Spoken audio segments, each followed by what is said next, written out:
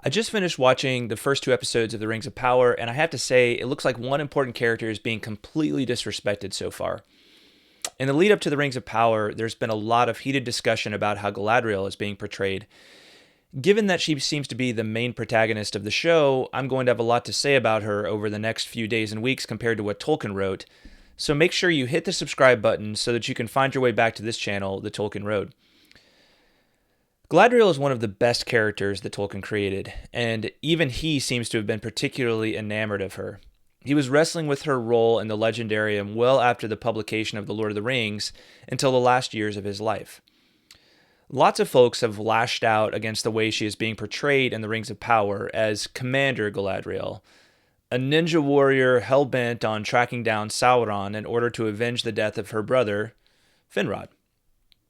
I do plan to talk about that in a later video, but as I watched the first two episodes of The Rings of Power, one very specific issue jumped into my mind. Where is Celeborn? Celeborn is the husband of Galadriel, well established as such in both The Lord of the Rings and the Silmarillion. In fact, in chapter 22, the Silmarillion states clearly that Celeborn and Galadriel were wedded in the First Age. Their marriage is otherwise alluded to in two more places in the Tales of the First Age. Simply put, Galadriel was married to Celeborn before the Second Age even began. Given that, it was pretty shocking to me that Galadriel is depicted as departing for the Blessed Realm in Episode 1, The Shadow of the Past, without having said goodbye to Celeborn. Really?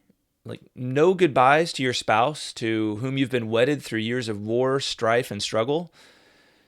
She has enough time to say goodbye to Elrond, her kinsman, but no time to say goodbye to her husband, Celeborn? So in just a minute, I'm going to explore what Amazon might be doing here. But first, if you're enjoying this video, make sure to hit that subscribe button, give it a like, and if you're really into it, would you consider making a tip here on YouTube or contributing to us via Patreon?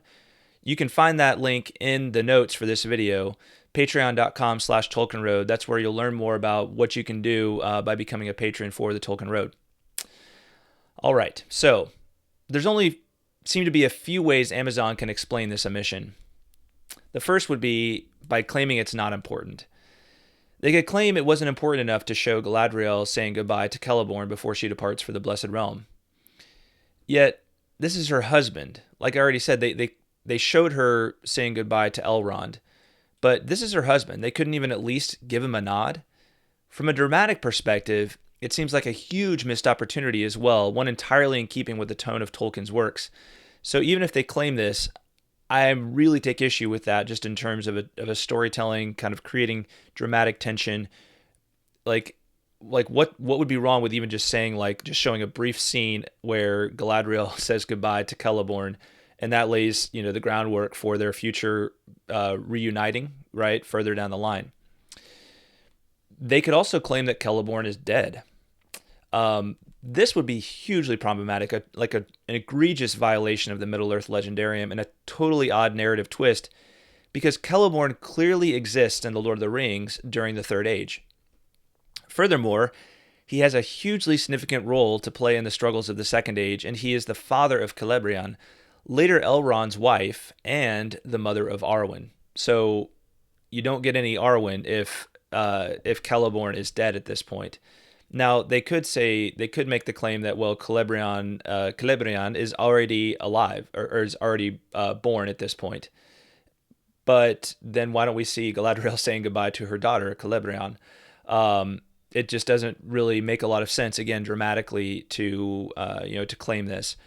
And again, if Celeborn is dead, that just doesn't jive with Lord of the Rings, with what we clearly see in Lord of the Rings, in the book itself and the Peter Jackson films, of course. They could claim that Celeborn is missing. Maybe, okay? But again, why would Galadriel leave so easily? Why wouldn't we even hear anything about it? I mean, this is her husband. We wouldn't hear about this. Like, we kind of get the sense that she's hell-bent on revenge for Finrod's death. But what about her husband, right? If he's missing, like, she's just going to leave him? Or if she assumes he's dead, but he's not really dead, then we're not going to hear anything about, like, she wants to stick around to to avenge Celeborn's death as well. It just doesn't seem to make a lot of sense, again, that they could claim that Celeborn is missing. They could also claim it will all make sense later. Okay, I guess we'll have to take their word for it. However, I'm not hopeful about what this could mean because of the other liberties I've already seen Amazon take with the production. And I just don't see like how that they can square that circle, if you will, right? That they can make it all make sense later on in terms of the legendarium. So, maybe that's what they'll claim, but that kind of leads me to the dark side of that, which is I fear that they dropped the ball big time on this. I really think that this may be the case and that they will have to awkwardly retcon it somehow further down the line. It's kind of hard to believe that would happen, given all the writers, all of the money that's invested in this. But honestly, with some of the choices I've seen them make so far, some of the tacks they've taken along the way, I just kind of fear this may be the case, unfortunately, and it's going to start to get really awkward at some point. So, any other possible explanations you guys can think of? I'd love to hear about them in the comments below, but I can't make sense of it. I can't make sense of it at this point. All right. So, hey, if you liked this video, again, check us out, patreon.com/TolkienRoad. If you want to give a one-off tip, just hit that tip button here on YouTube. And at the very least, hit that subscribe button so you know when we've got more content coming your way on the Rings of Power. And by the way, we do a lot more than just the Rings of Power over here. We talk about Tolkien's works. So, check us out for more discussion about going deep into what makes all this stuff great in the first place, which is Tolkien's own writings and his perspective on all these questions. So at the end of the day, I can't help but feel like they disrespected Celeborn, Lord of Lothlorien, in order to please the I don't need no man segment of the cultural elite. I really get the sense that they're trying to make Galadriel, they're trying to take a few things that Tolkien said about Galadriel and really hyper-emphasize those to the exclusion of other aspects of her character, which were a lot more well-established. And to me, that's going to be a huge problem given how important a role that Galadriel rightly should take in this series. I have a lot of issues with the things that they've done, the choices they've made in terms of how they're going to tell this story. But absolutely, Galadriel should be a major character no matter what in the story of the Second Age. I just don't think that the way they're doing it so far is fits with what Tolkien would have wanted.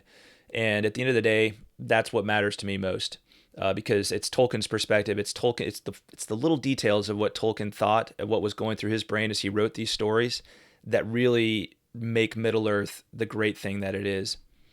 All right, y'all. Well, thanks for watching this video. Really appreciate it. Make sure to hit that subscribe button, and I will talk at you next time. Bye-bye.